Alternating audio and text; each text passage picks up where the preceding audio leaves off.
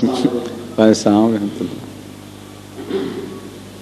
following matter was being discussed among some Ahmadi friends, and that is, when appointed an imam of a mosque has already led a congregational prayer in a mosque, can another party of Muslims arriving later have the same prayer in congregation, for example, Asr prayer, led by another person in the same mosque? Secondly, very often the Eid prayer is said more than once due to lack of space in the place of prayer or for some other reasons. As I think... Shall you go bit by bit, please? You don't pack so many questions in one question. Let's first answer the first part, and then when I have finished answering you, then you can turn to the next one, please. Right? The first question which has been asked by you, or the first part I should say, our bigger question, is that in one mosque, the same prayer, can the same prayer be repeated in congregation or not? That is to say, in Maghrib prayer, for instance, if an imam has led the Maghrib prayer, can another party say the same Maghrib prayer in the same mosque after the first congregation prayer? Is that right? Okay. The fact is that the mosques are symbols of unity, and the congregation prayer is also a symbol of unity. So anything which can promote a habit contrary to this or detrimental to this cause should not at all be encouraged. So people living in the vicinity of a mosque should be led by one imam, and one prayer should be said once in congregation by the people living in that locality. Otherwise, disorder would be created. Otherwise, the community living in the vicinity of that mosque may be divided into factions, some liking one imam and the others liking another, and creating small factions within the community. And then there would be infights. This imam should lead prayer, or the other imam should lead first prayer, who would be given the preference and all that. In disorganized communities, this actually is happening, even in England. Among the non-Ahmadis, you come across daily such sad, tragic news as people fought pitched battles with each other because some preferred one imam to the other and so on and so forth. And some said, we should say prayer first, you should say later on, and such quarrels arose out of this general permission. So Islam does not promote any disorderly behavior. This is why it should be the part of our decorum to say one congregation prayer in one mosque. That applies to the normal routines. But if you are traveling, if you are on a journey, and you happen to go by a mosque, and with the permission of the owners of that mosque or the organizers of that mosque, you say your prayer in congregation, there is no harm whatsoever. In Masjid Mubarak too, it has been a tradition that non-Ahmadis, when they visit us, they are permitted to say their prayer in congregation in Masjid Mubarak Rabwa, because they don't say their prayer behind our imam. They prefer to say their own. So we do not stop them, because by doing so we do not create disorder in the local society at all. There is no harm, no danger whatsoever. So if there is no danger, if there is no harm, then saying congregation prayers twice or three times in a mosque by itself is not a crime. In itself, it should be permissible, unless it can create some disorder or some other, wrong tendencies. So, subject to that, this is permissible. And as I told you, sometimes it happened that a party went out and returned from the journey, even those who were Ahmadis and lived in the vicinity, and they missed the congregation prayer, not because they were present and they should have attended that prayer in time and they ignored it, not because of that, but because they returned from a journey. For instance, we used to go on Ansarullah trips or Rakhri trips and so on. We returned to Rabwa after a prayer had already been said, and because it was a party on Allah's job, Allah's work, so we decided we should say our prayer in the mosque. So nobody took exception to that.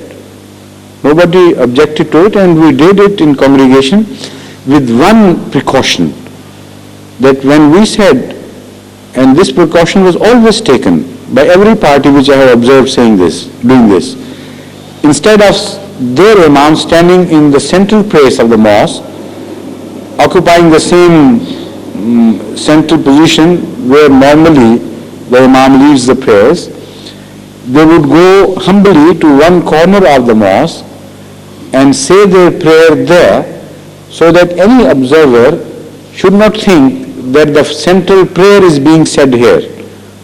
He should know that this is just a secondary prayer and not the one which is normally held in routine and officially in that mosque. So in the light of all this, you should, practice whatever you want to. Yes.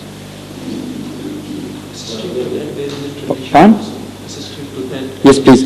He was specialist in traditions of Muhammad. This is his subject, specialized subject. So he remembers the appropriate traditions at the right time. He just remembered one tradition which applies to this situation.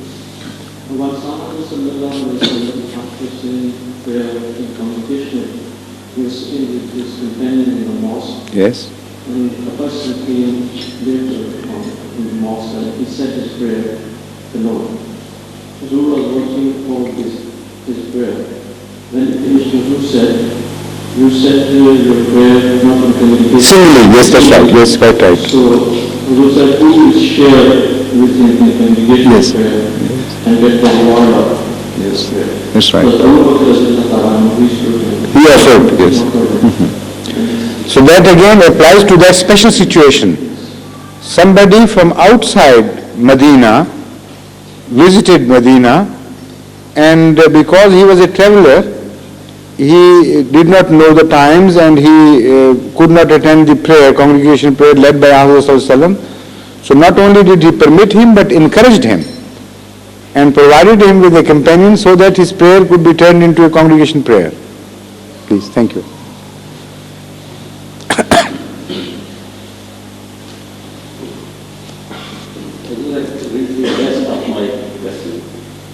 No, but there is only 1 minute left. And Rashid Sahib has also to ask a question. The second and third and fourth maybe tomorrow, right? Yes, please. Or do you gladly give him the time and you can defer your question till tomorrow, huh? Okay. Yes, come on. Secondly, very often the Eid prayer is said more than once due to lack of space in the place of prayer or for some other reasons. As I think, in both cases, the matter is of exceptions and not of a regular basis, that prayers could be said more than once. Hazur's guidance is humbly requested in both these cases. I have written that. You have written that, but I have already answered this, haven't I? Your question followed my answer. It didn't precede it. No, I asked the permission to read what I said as a question, but now one part was answered already. Now the second part regarding Eid prayer is still. The Eid prayer, this is wrong. No two Eids can be said. Eid prayer is not like the 5 daily compulsory prayers. It is a completely different institution. And it can be said only once. And if you miss it, you don't have to say it on your own. I mean, this is not something compulsory to the extent that when you miss the Eid, you should still say your own Eid individually. There is no such thing. So when you have missed, finished. No, so I got with me a cutting from the diligence, where it says that in the same place it was said. No, but we are not concerned. I'm not answerable to the behavior of everybody else. I'm telling you the correct way of doing things according to Islam, according to the teachings of the Holy Quran and the traditions of the holy founder of Islam, peace be upon him. So you want me to defend the case of such people as have deviated from the path of tradition and instructions of the Holy Quran. Why should I? Ask them. So the first part I have answered, the second part I should ask those people about whom you read in the news, right? But you would, yes. I also thought, now I'm clear with those guidance, that I thought that when there is a little space in a place. No, there is no question of space, shortage of space, because Eid prayers are said outside the mosques, in the open. Because it is understood that ordinary mosques, which are built for specific needs of a small area, could not be sufficient to meet the requirements of a much larger area where normally so many mosques are situated. So obviously no Eid could be said in a mosque, because Eid covers a much larger area of people, and so it is said in the open spaces where there is no shortage of room. During Ramadan, this particular time shift, when one is fasting, one wants to travel, but he wants to keep the fast if possible. What criteria in terms of distance breaks the fast? This issue of keeping fast during a journey has been decided by Hazrat Masih Maud ﷺ, and he has also spoken on the subject in general. Other parts you have raised, have also been covered. The general picture as created by various of his sayings and verdicts, I should say, is this, that Islam does not promote keeping of fasts during journeys, because the words used by the Holy Quran indicate that Allah has permitted you not to keep fast during a journey. So when, according to Hazrat Masih Maud, when you permit someone out of love and consideration for him, if he does not make use of that permission, it is disrespectful in a way. If you permit your child to enjoy something, and you say, no, I'm going to study, I don't want that permission to be employed, to be used, you will not be as happy as when he thanks you so much and, with a good grace he accepts your permission and enjoys whatever is in store for him. That you like much better. So in the light of this psychological situation, Hazrat Masih inferred that Allah could have made it obligatory, could have expressed it in words, which might have meant that if you cannot keep fast during a journey because of the hardship, you are permitted, but still we prefer you to keep fast. Instead of going into that, what the Holy Quran tells us is this, that while you are on a journey, you should not keep fast, you should defer the matter till such other times as you have come back to your place and settle down. So this is not promoted. And in Ahmadiyya attitude, despite the fact that we can keep fast physically and we desire to keep fast, in respect of this special injunction in the Holy Quran, we do not keep fast during journeys. But what is a journey? Now I come to the second point. A journey for namaz has a different definition, and a journey for fasting has a different definition. For the namaz, in one day, in 24 hours, 5 prayers are covered. And between sunset and sunrise, 3, and between sunrise and sunset, 2 other prayers are covered. So if you exceed in traveling the time of one prayer and run into another, at least one prayer can be conceived as between the journey, engulfed by your journey. But in the fasting this cannot happen. You can go a long way between the two extremes, two ends of the fast, that is between sunrise and the sunset, and still your journey will be a part of the fasting, not that the fasting would become a part of your journey. You understand the point? So in view of this and in view of many traditions speaking on this issue, I would not refer to all these because then the subject would become rather lengthy. In nutshell, I create the picture as we see things in Ahmadiyya.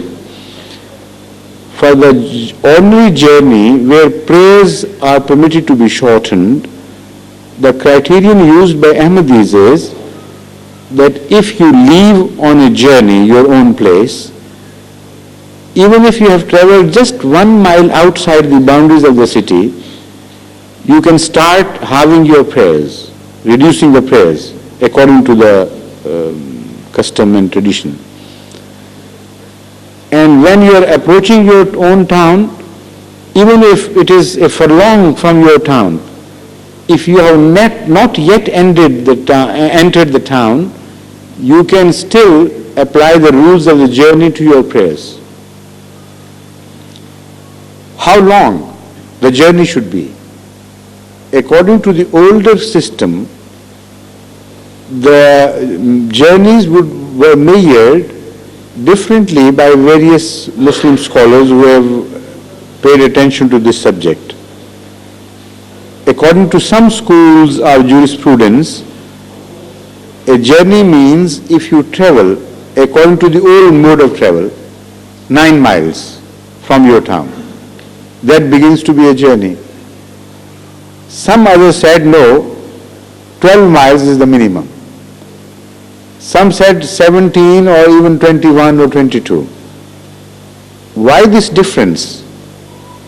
If Islam is one and the injunctions are clear, why should the scholars differ with each other in the length of journey from the point of view of jurisprudence?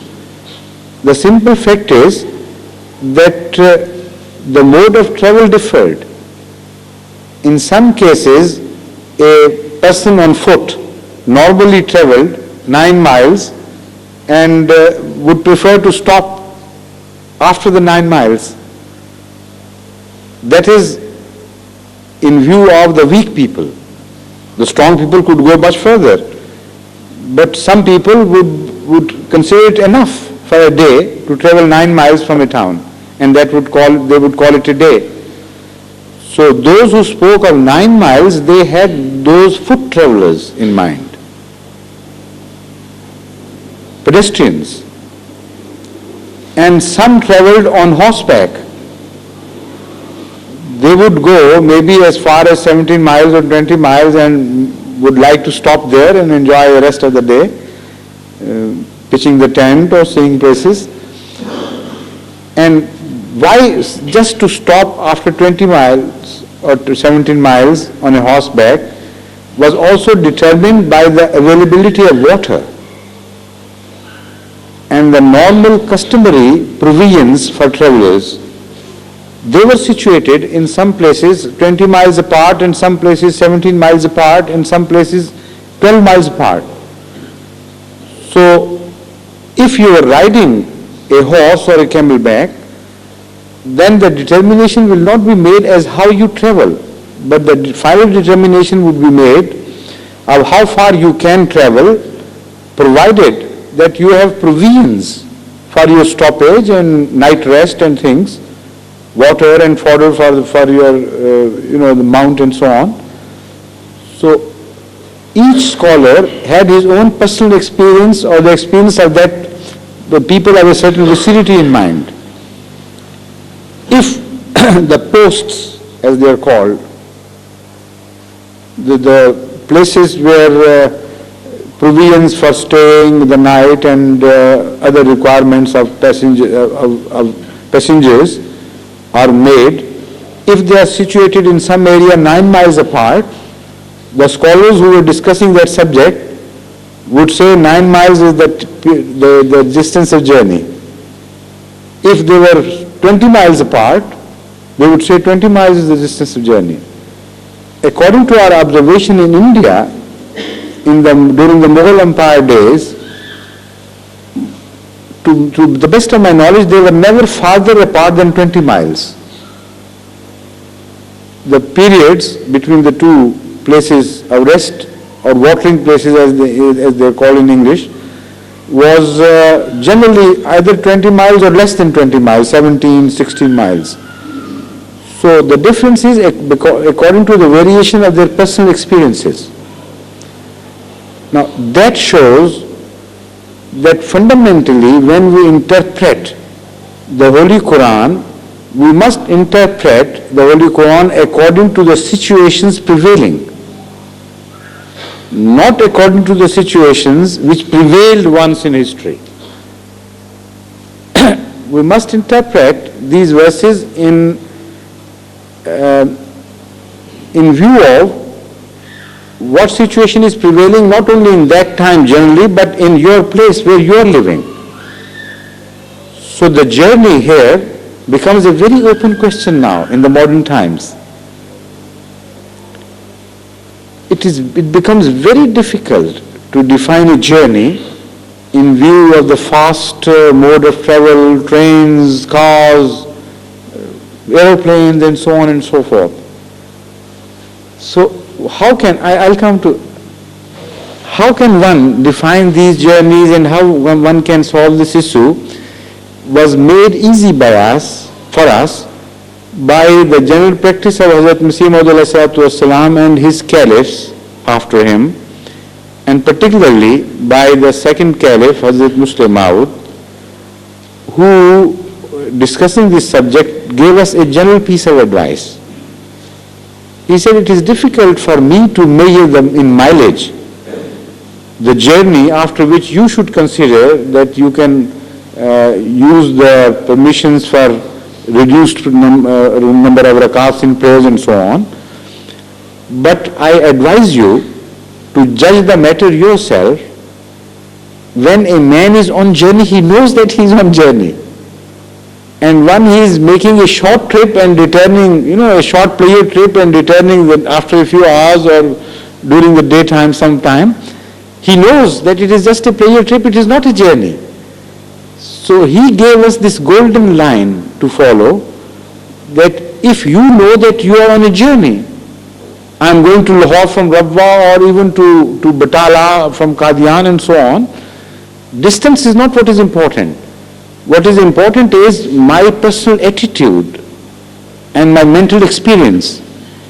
If I have prepared myself for a journey, then even after I have left the boundaries of my town by a few yards, I am permitted to say the prayers in reduced rakats and skip the fasts because I am on a journey. But if I am on a pleasure trip, and that pleasure trip is up to Islamabad, which is 40 miles from here, it would not be called a journey. And I know that better than anybody else. So, except for this definition and this mode of approach, I don't conceive any other definition or mode of approach which would solve problems rather than create more problems for us. This about the fasting, I'll add further information, further observations. The practice among Ahmadis is this, that because generally the period of stay for a guest is considered to be 3 days according to Islamic traditions. So for the fasting, this period becomes the guideline for us. If we are staying in some one place more than 3 days, we begin to fast. And we consider the journey part over and the settlement part beginning. If it is a longish period, of course, you are permitted to keep fasts. But if you are visiting a place and mean to stay there for a shorter period than 3 days, then you do not keep fast because you are on a journey. This is not a rule which is binding on you. This is an inference. So it doesn't become binding on anybody. But what does become binding is this, that while you are actually traveling during a journey, then you should not keep fast. So the rest is left to you. What we have observed during Qadian days, because he referred also to Qadian days because in those days, majority of the people living there belonged to the companions of Hazrat Masih Maud who had been taught Islam by Hazrat Masih Maud directly, and then later on had the benefit of the company of his earlier generations and companions and caliphs and so on. So those are the times who are like uswa to us for the modern times. So during those times we observe this generally practiced, that if somebody stayed more than 3 days, he would start keeping fast and he would not consider himself on a journey. But as far as the prayer timing is concerned, this is established according to the old jurisprudence school, based on many traditions, that 3 days are not the period to determine your journey. They are either 15 days or in some cases even more than 15 days. If you are staying in one place during your journey, you are making your journey and stay there for 14 days for instance, you will say your prayers according to the reduced number of rakat permissible to you. And all that period of 14 days would be considered a part of the journey. If you extend that period of stay, after say 13 days, suddenly you decide to stay there, when it is not a plan of the previous part, or part of the previous plan, you decide suddenly that all right, I extend my journey to 10 more days. Still you would be on journey. And the same rules of journey prayers would apply to your prayers. If you, before the end of 10 days, for instance, you decide to extend it further to 13 days more, still you would be on journey. The uncertainty part here is the integral part of a journey's atmosphere. So as long as you are not certain, that is to say in your plans, in your attitude, to stay in one place for more than 14 days, you continue to remain unsettled in mind, and that uncertainty of approach or situation would permit you to say your prayers as if you are on a journey. It is known that Hazrat Masih Maud while appearing in Gurdaspur, stayed there for many months continuously, not knowing when that period of journey would end. Continued to apply the rules of journey prayers to his prayers. Now when he did it, you must bear in mind that he was not one of those who would avoid prayers, who would seek excuses to shorten the prayer. He was one who would spend most of his time while on journey still in prayers. Still this was his attitude of deep respect to Allah and His Prophet. That if they permitted you, you must be respectful of that permission and use it with gratitude. Not pose as if you can do better and so you don't regard these permissions, you don't need these permissions. So this is all that I had to say to you regarding this issue. if any part of your query is left untouched, you better come and now, now is it complete? Okay, Alhamdulillah. I knew you wanted to find out less than I have told you. But I wanted to give you more than you inquired, because such opportunities come seldom your way. So I intentionally prolonged the answer beyond the region to your inquiry, region of your inquiry. Come in the center and they say they reduce the rakat when you are leading the prayer. The one little part left, he has pointed out that when you are saying prayer behind an imam who is a local imam, you are not permitted to halve your prayer. You must do it to the full, because you are follower of the imam, and this is the overruling consideration, which overrides every other consideration. So after the prayer, having finished, you are still permitted not to say your sunnahs, which you would normally say during your settled times. But if you join an imam's prayer, even if you have said one rakat behind him while he has already performed 3, after he has said salam, you are not permitted to say to finish the prayer after one more rakat, because you are permitted. You follow the imam's prayer to the full, that is, you will say 3 more rakat after finishing one rakat with the imam. So that is the overriding consideration, and that should be an exception made to the general rule I have explained. Yes, please. So first go to the microphone. So there is another aspect to this.